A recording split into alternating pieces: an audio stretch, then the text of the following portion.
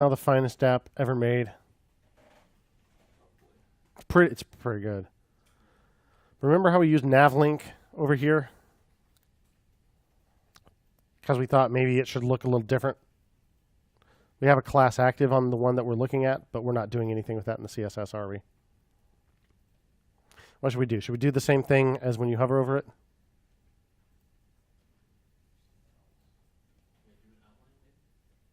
An outline.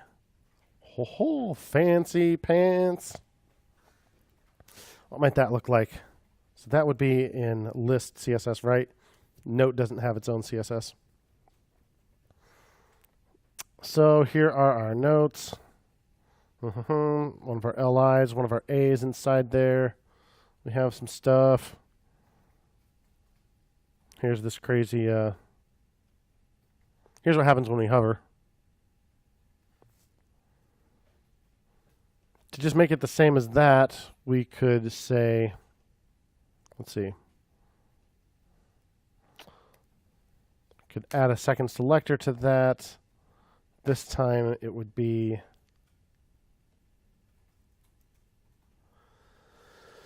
ul hash notes a.active li, or maybe even just a.active. That do it? If so, we would probably need to do it down here too. So comma dot note list ul hash notes a.active. So an A with a class of active, that's what actually changes, right? And it looks like they also set the, I set the border color to transparent when that happens too. So I will add this same selector to this rule. So all the rules that have hover on them, I will add active and see what that does.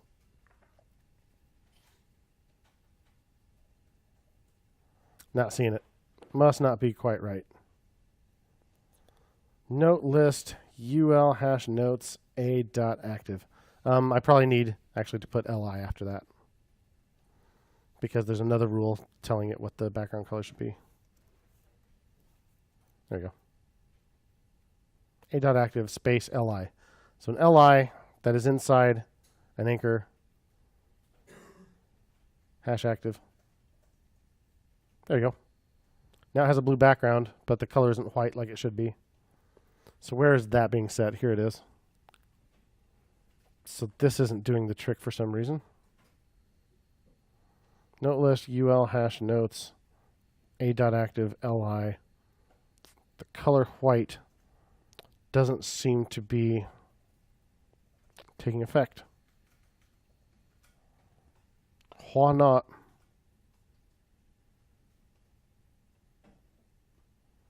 Here's the li. There's the border color transparent rule. There's the color. Oh, somehow I got rid of the space before important. So bang important at the end of a CSS rule is a last resort, but that will make it take precedence over stuff that is actually more specific.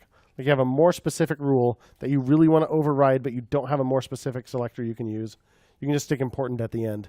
And unfortunately, a lot of frameworks use important, forcing you to use it too if you want to change their rules. We're not using a framework here, though. So I think our challenge here is where we have to override the built-in style sheet, maybe. All right, let's try this out. Still not there? What's your problem, buddy? Let's inspect this rascal.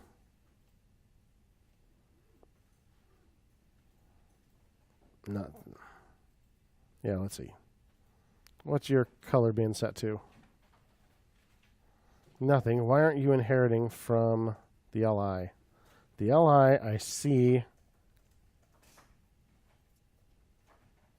color, white, important. But when I look at this div inside there, it's not white. Gosh dang it. Why not? There it is, color, FFF important. Inside the li, I have the title. Note list UL hash notes li dot note title. A more specific rule.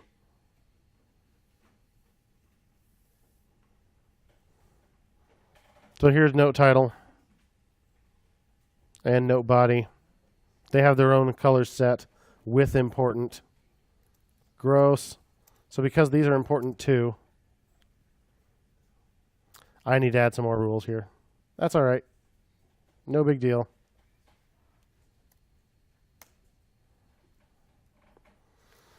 Active li note body.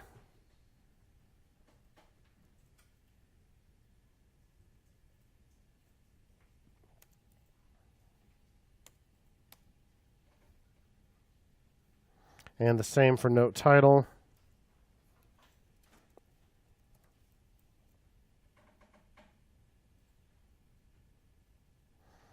Okay, worked on the body but not the title.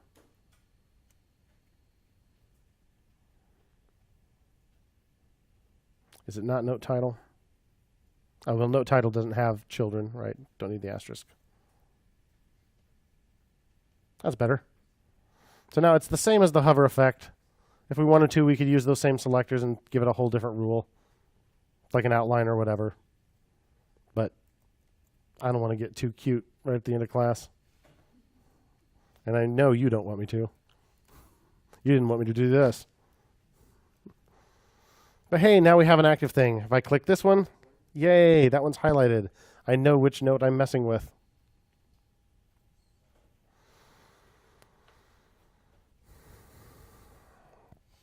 Add an active style for note links. We're so close to perfection. What can even be done?